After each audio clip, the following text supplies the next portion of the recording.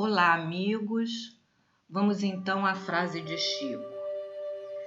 Emmanuel sempre me disse: Chico, quando você não tiver uma palavra que auxilie, procure não abrir a boca. Passemos então à nossa mensagem extraída do livro A Religião dos Espíritos. Palavra aos Espíritas. Espiritismo revivendo o cristianismo, eis a nossa responsabilidade. Como outrora, Jesus revelou a verdade em amor, no seio das religiões bárbaras de há 2000 anos, usando a própria vida como espelho do ensinamento de que se fizera veículo. Cabe agora ao Espiritismo confirmar-lhe o ministério divino, transfigurando-lhe as lições em serviço de aprimoramento da humanidade.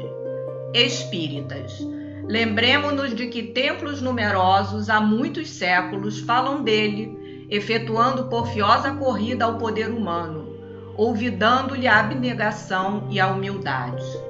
E por que não puderam acomodar-se aos imperativos do Evangelho, fascinados que se achavam pela posse da autoridade do ouro, erigiram pedestais de intolerância para si mesmos.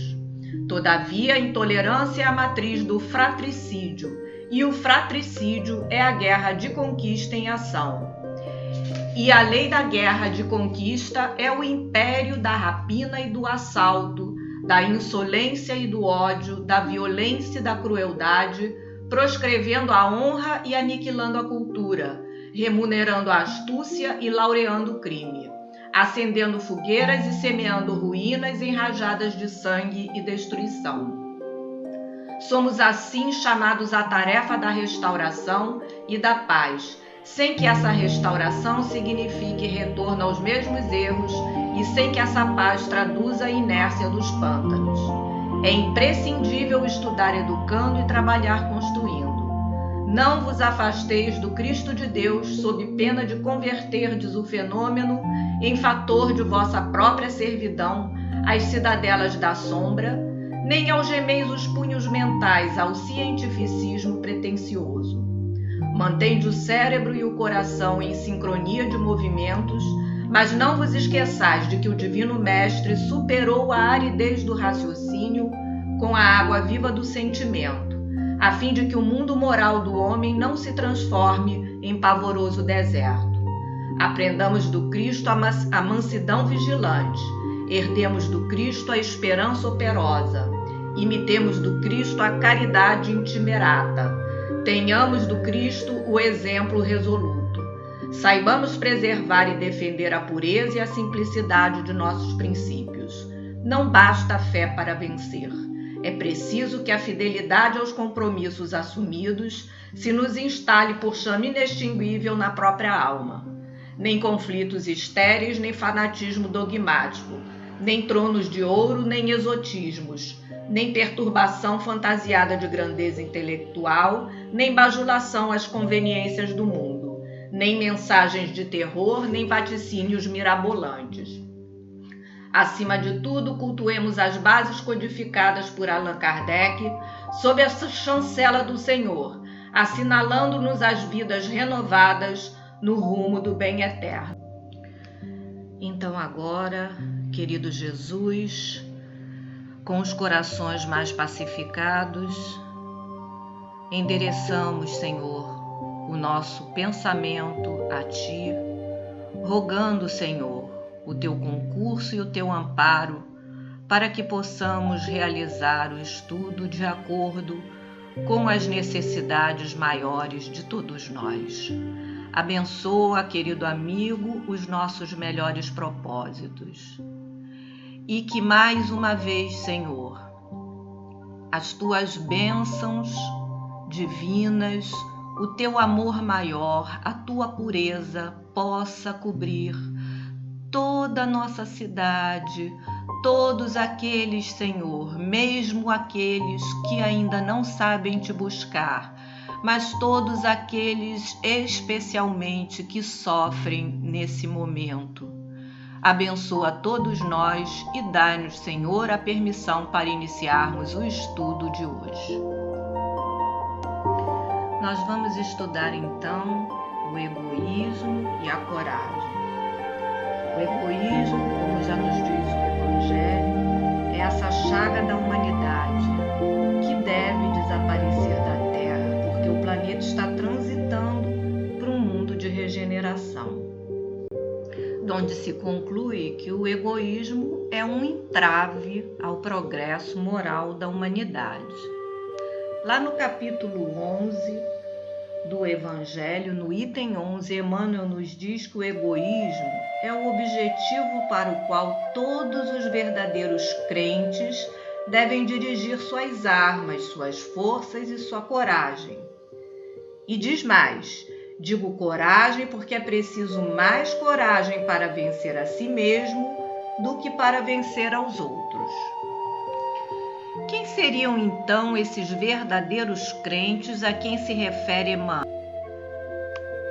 Então agora a gente vai lá no capítulo 17 do Evangelho, que estuda o Sede Perfeitos, e vai no item 4 e lê assim: o Espiritismo leva aos resultados acima expostos. Que resultados são esses? Ele está tratando do homem de bem, que ele falou no item anterior, que caracterizam o verdadeiro espírita como verdadeiro cristão, pois um é o mesmo que o outro. E o verdadeiro espírita, eu acho que nós todos já decoramos essa frase. Reconhece-se o verdadeiro espírita pela sua transformação moral e pelos esforços que faz para domar as suas más inclinações. Porque esse esforço conta muito. Então, minha gente, o verdadeiro espírita não tem desculpa. Por quê? Porque o espiritismo é um verdadeiro farol que nos guia no curso dessa existência, assim como a gente tem aí novamente no capítulo 17, item 4, essa passagem que diz que o espiritismo facilita aos homens a inteligência e a prática da moral do Cristo, dando uma fé sólida e esclarecida àqueles que duvidam ou vacilam. A doutrina espírita não tem um líder religioso que vai castigar, que vai dizer para você que você não merece mais um crédito. Ela vai estar sempre ali te recebendo com toda a lógica que a gente merece, porque nós somos seres pensantes. É porque a gente entende o mecanismo de como é bom, de como é importante, de como é saudável a gente se aproximar do bem. Não é porque é bonito que dá status colocar um plástico no carro e dizer é bom ser do bem. É porque a gente entende esse mecanismo. E aí, o que a gente precisa para entender essa profundidade dessa doutrina tão luminosa, que é capaz de guiar luminares, que é capaz de guiar uma pessoa que está perdida fazendo mal e de repente acende a luz na sua intimidade e ela volta toda aquela carga, aquela vontade para praticar o bem. Mais uma vez, é lá no capítulo 17 do Sede Perfeitos que a gente vai buscar a explicação dos espíritos a este questionamento. Como é que a gente consegue entender? Então ele diz que nós temos uma parte que é material da ciência e não requer senão olhos de ver. E a outra parte é essencial do espírito. Essa requer uma sensibilidade que está ligada à maturidade do espírito. E aí Kardec insiste nas perguntas, não que ele não soubesse ou já não tivesse entendido, mas ele se coloca no lugar da gente. Se nós estivéssemos ali, o que mais nós questionaríamos? Porque tem gente, tem espírita que entende, tem outros espíritas que não, que continuam só no valor da palavra, mas não assimilam a intimidade, a essência do ensinamento. Então ele mostra ali que em alguns o nevoeiro, como que circunda essas pessoas que ainda não apreendem a essência do ensinamento, porque eles não rompem facilmente nem com os seus gostos, nem com os seus hábitos. Quer dizer, em alguns, esses laços materiais são tão fortes, tão resistentes, que dessensibilizam o ser, impedindo que ele possa apreender com mais maturidade espiritual os ensinamentos que a doutrina nos promove, nos oferece e que nos permite, então, progredir. São aqueles que se prendem mais aos fenômenos do que à moral. São aqueles que lá no Evangelho são classificados como os espíritas imperfeitos. Sabe como é, né? Aquele que escuta ou lê alguma coisa e diz assim: isso aqui serve para fulaninho. Aquilo ali já o Beltrano tinha que ouvir. Essas coisas. Agora a gente retorna lá no capítulo 11 do Evangelho e a gente no item 11 para ver uma coisa muito interessante que já em 1861, nessa fala de Emmanuel, a gente vê que ele já está falando da transição do nosso planeta. Quando ele diz assim: é a vós, apóstolos novos da fé, que os espíritos superiores esclarecem o encargo e o dever de extirpar esse mal.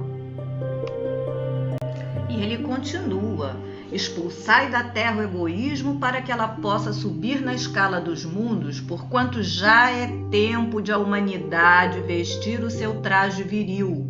Para isso é preciso primeiro extirpá-lo dos vossos corações. Aquela história, a mudança que a gente quer ver no mundo começa em nós próprios. E aí, como é que a gente faz para expulsar esse egoísmo, esse mal que assola no planeta e que nesse momento estamos vivendo uma oportunidade única de vencermos esse mal, né? Quando a gente vê, por exemplo, a pessoa tem a notícia de uma crise e corre para um supermercado para comprar 60 quilos de arroz, quando ela não vai conseguir comer todo esse arroz. Então a gente tem aí mais uma vez a pessoa colocando para fora aquele sentimento forte que ela ainda traz. E tantas outras dando exemplos maravilhosos de doação. Como é que a gente vai fazer isso? Como é que a gente vai lutar? Que armas nós vamos utilizar? Então, Pascal, lá no capítulo 11, no item 11 de novo, nos traz uma receitinha simples para nós lutarmos contra esse grande adversário que está dentro de nós, que é o egoísmo e que anda de mãozinha dada com orgulho. E aí ele diz que a gente tem algumas etapas a vencer. Como numa luta, a gente tem várias batalhas, numas a gente tem vitórias, em outras batalhas a gente perde, mas a gente está ali na luta. Então, Pascal nos traz essa receita dizendo que, para começar, dando exemplo por nós mesmos, começando em nós. Em seguida, nos esforçando para não notar mais aqueles que nos olham com desdém, aqueles que nos olham com os maus olhos. Esquece deles. E, finalmente, deixar a justiça por conta de Deus, porque Ele é que tudo sabe. Então repara bem o que diz Pascal: sermos caridosos indistintamente. Então não é só ser prestativo, estar disponível dentro da casa espírita, mas em todas as oportunidades. É dentro da fila do supermercado, é na fila do banco, é no condomínio, é no nosso trabalho, enfim, as oportunidades são muitas para a gente exercer essa caridade indistintamente, seja o fulaninho eleitor de A ou de B, torcedor do time C ou D, não importa. Ele também é filho de Deus, assim como eu, e eu não sou melhor do que ele. E observemos como é que Pascal termina essa fala quando ele diz que o egoísmo e o orgulho andam juntos, e quando a gente deixa que eles falem mais alto, há uma luta de interesses e os valores maiores são pisoteados, os valores da família perdem o sentido, a gente vê a banalização da vida e outras coisas sendo colocadas antes da vida. Então,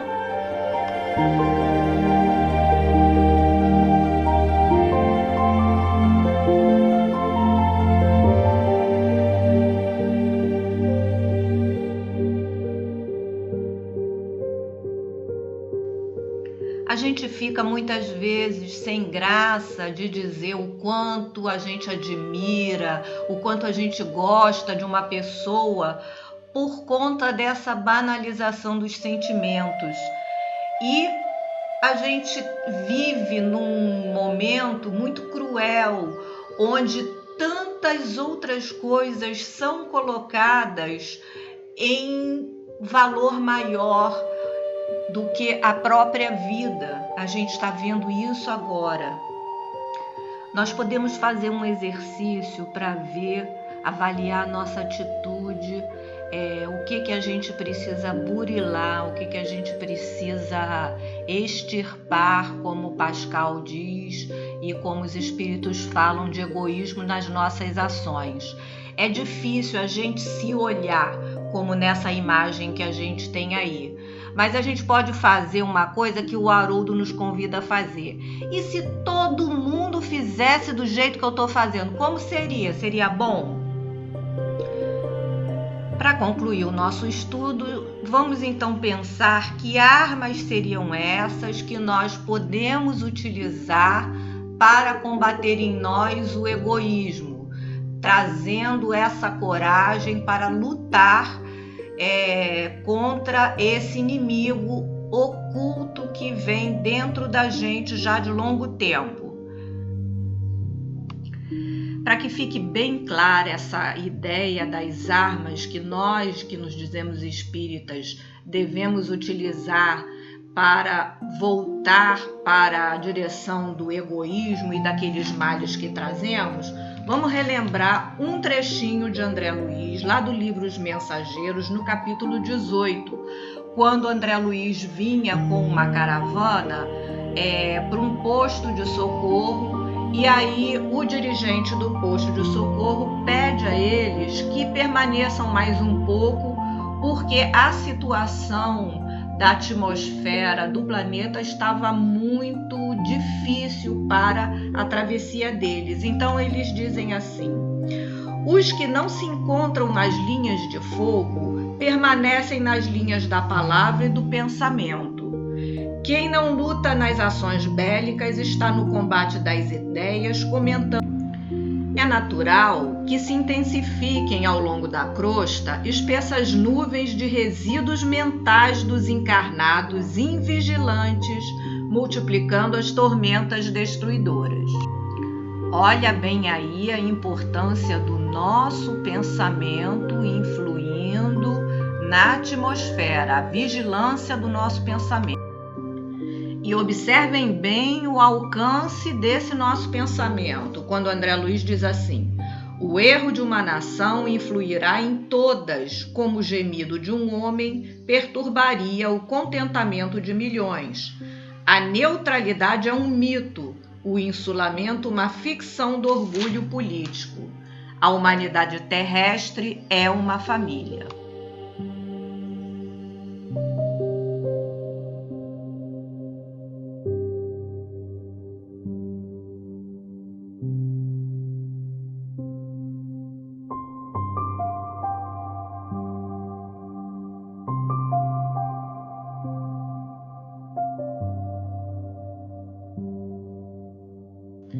E aí vocês me perdoem por eu acrescentar só mais um trechinho agora de Emmanuel, lá do Fonte Viva, do capítulo 140, para ajudar a gente nessa reflexão.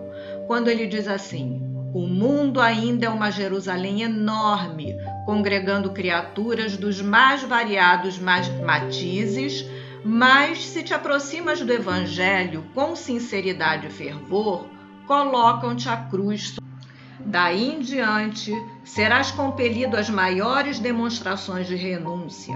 Raros te observarão o cansaço e a angústia, e ainda que com os mesmos problemas dos que os dos outros, exigir-te-ão espetáculos de humildade e resistência, heroísmo e lealdade ao bem. Não é assim mesmo? As pessoas não dizem, e cadê o seu espiritismo? Pois é, e aí Emmanuel ainda acrescenta, sofre e trabalha de olhos voltados para a divina luz.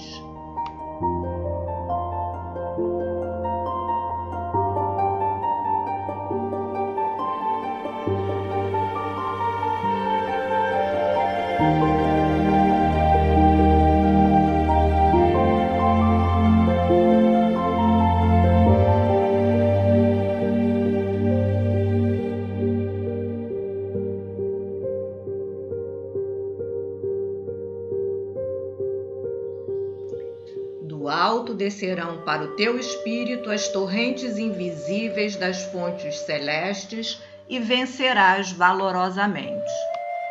Então, amigos, vamos unir agora o pensamento de André Luiz e de Emmanuel para tirar o melhor proveito para nós, vendo que os nossos pensamentos, eles têm um longo alcance e eles podem nos ajudar, nos promover ou podem desajudar. E ainda que nós nos encontramos ainda, como diz Emmanuel, como a Jerusalém antiga, aqueles distraídos das verdades evangélicas.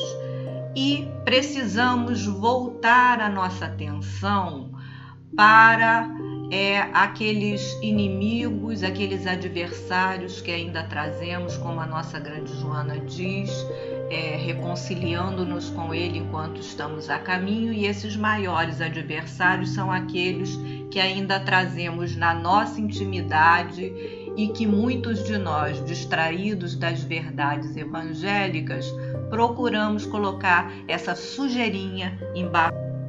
A nossa proposta hoje foi falar dessa sujeirinha que temos ainda enodoando o nosso perispírito, que é o egoísmo.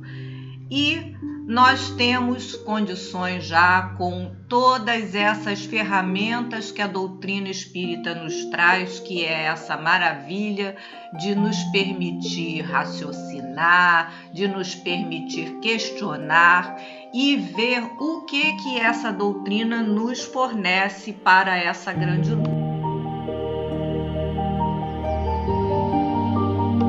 Precisamos estar atentos aos nossos pensamentos para que eles se tornem úteis a nós e a toda a humanidade, já que se propagam em ondas pelo fluido cósmico universal, e já é mais do que hora de fazermos que esses pensamentos nossos trabalhem ao nosso favor.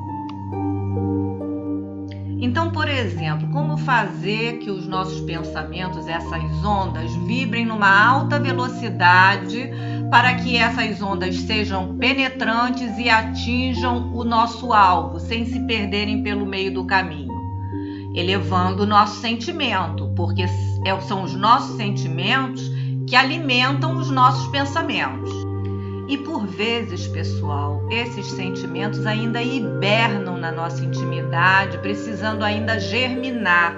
Como a gente faz, então, para acelerar essa germinação? O Espiritismo é fantástico, porque ele permite que a gente racionalize até as questões do sentimento, que a gente promova em nós um terreno propício para que esses bons sentimentos venham a ganhar força, germinem e se tornem verdadeiras árvores. Segundo Caibá Schutel, o homem que só pensa ou o homem que só sente, ele está nos primórdios da vida, porque é preciso que a gente associe pensamento e sentimento. E ele tem, assim, uma receita ótima para gente. Ele diz assim: na alma livre, o pensar se completa com o sentir e o sentir com o pensar, porque a verdade não teme o erro. A luz não pode ser absorvida pelas trevas. E arrematando esse pensamento de Caibar Schutel, ele conclui assim: todos os grandes pensamentos só podem ser assimilados depois de sentidos, e todos os nobres sentimentos só podem ser compreendidos depois de pensados. Então nós podemos e devemos pensar sobre os nossos sentimentos e burilar, quem sabe até retirar aqueles que não nos servem, que nos colocam para baixo, e cultivar aqueles que nos favorecem. Se a boca fala do que vai cheio o coração, vamos observar nossa fala e vamos ver o que nos inspira a falar o que é bom, que sentimento é esse, de onde ele brota, e vamos procurar por ele. Procurar, que eu digo, é cultivar, fazendo aquilo que faz bem ao nosso coração, porque a gente precisa se ajudar, se inspirar, promover aquilo que nos faz bem para estimular esses bons sentimentos. Então agora a gente volta lá no capítulo 11 novamente do Evangelho para ver que armas são essas que nós devemos dirigir para acabar com o nosso egoísmo. Então, a primeira arma nessa luta que a gente pode citar é a nossa inteligência. A segunda, como os próprios Espíritos nos dizem, a prática do Evangelho. Afinal, o Espiritismo é o Evangelho redivivo.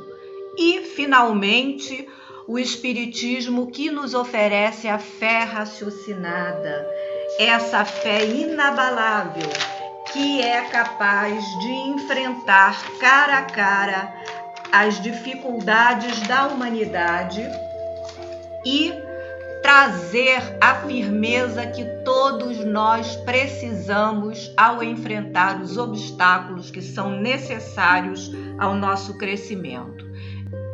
Porque fé inabalável só aquela que é capaz de encarar a razão frente a frente em todas as épocas da humanidade. E isso a doutrina espírita nos oferece a mãos cheias, que é a fé raciocinada.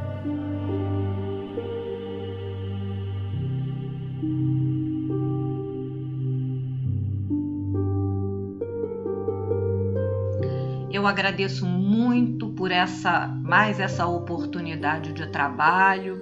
Espero que tenha contribuído a estimular cada um de vocês aí que está me ouvindo a estudar mais um pouquinho do Evangelho, a estudar mais um pouquinho de doutrina espírita para fortalecer esses princípios que são verdadeiros faróis e sustentáculos na nossa vida. Vamos